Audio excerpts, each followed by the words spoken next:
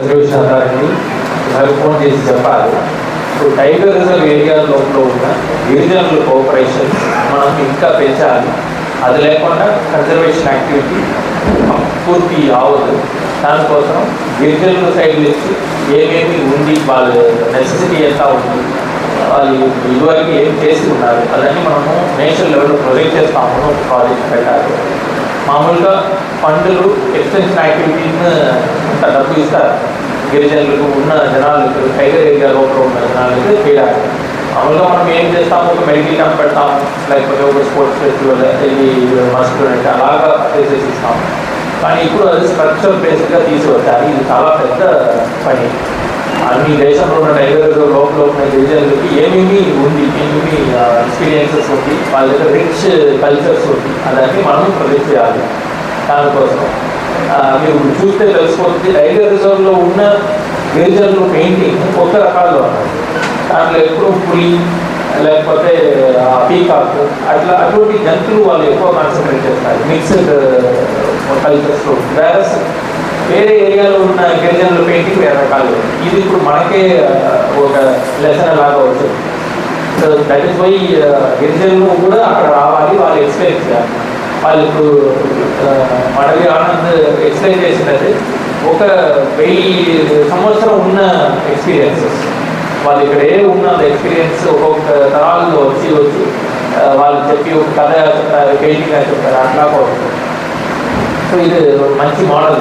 అది తీసుకున్నది every year అట్లాగా ఉన్నది. షార్ట్ టైం ఉన్నది కాబట్టి మనం ఎక్కువ పెయింటర్స్ ఇక్కడ కలెక్ట్ చేసి దాంట్లో మనము ఒక సెలెక్ట్ చేసి పంపడం ప్లాన్ లేదు. బట్ డిఎఫ్ అస్మాబాద్ డిడ్ వండర్ఫుల్ జాబ్. బికాస్ ఒక 2 days టైం వచ్చింది. వాళ్ళు ఫ్యూ ఐటీడీఏ దగ్గర మాట్లాడాలి, ఇమీడియట్లీ ఐటీడీఏ ఫ్యూ శాంక్షన్ చేశారు అమౌంట్. సో ఈ కోఆపరేషన్ వల్ల ఒక 2-3 days ఇంత పెద్ద అచీవ్మెంట్ చేశారు. సో నా రిక్వెస్ట్ ఏంటి అంటే, ఇప్పుడు మనం ప్లాంటేషన్ యాక్టివిటీ అయిన తర్వాత ఇదే మోడల్ మన టైగర్ రిజర్వ్ ఏరియాలో కూడా రెప్లికేట్ చేసుకోవచ్చు. సో ఇప్పుడు ఈ జిల్లాలో ఉన్న గిరిజనులకు పెయింటింగ్ ఇప్పుడు చెప్పాలి, వీళ్ళు బ్రదర్ పెయింటర్, ఇదే పెయింటర్. సో ఇంకా ఎక్కువ పెయింటర్స్ ఉన్నారు. ఇదే వర్క్షాప్ ఒక 2 రోజు వర్క్షాప్ మనం ఎక్కడైనా కాగజ్ నగర్ లేకపోతే జోడఘాట్లో పెట్టుకోవచ్చు. 2 రోజు అన్ని పెయింటర్స్ ఉన్న గిరిజనుల పెయింటర్స్ అన్ని రండి, ఒక ఎగ్జిబిషన్ లాగా చేసుకోండి. ఆ exhibition I will request to take it up in Hyderabad. So కావాలి టైగర్ రిజర్వ్ లోపల ఉన్న గిరిజనుల పెయింటింగ్ ఎక్కడ పెద్ద పెద్ద హాల్స్ కూడా వెంటనే మనకి ఇస్తారు. నేను కూడా అక్కడ ఉన్నప్పుడు ఎక్స్పీరియన్స్ చేశాను. So that can be done. Apart from that painting కాకుండా క్రాఫ్ట్స్ వర్క్స్ ఆల్సో ఎక్కువ ఉన్నారు. సో ఇవన్నీ కలెక్ట్ చేసి ఒక రోజు ఇక్కడ చేశారు. ఆ paintings as well as crafts హైదరాబాద్లో 2-3 రోజులు ఎగ్జిబిషన్ చేసుకోవచ్చు.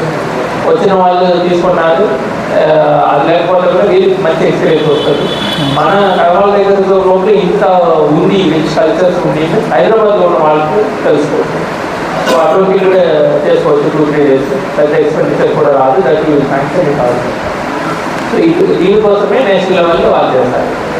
సో ఇది ఇప్పుడు మన జిల్లా నుంచి ఒక గిరిజనులు ఢిల్లీలో రాష్ట్రపతి భవన్ వరకు వెళ్ళి అక్కడ ప్రెసిడెంట్ చేతులు కాంప్లిమెంట్స్ తీసుకున్నారంటే చాలా గొప్ప విషయం.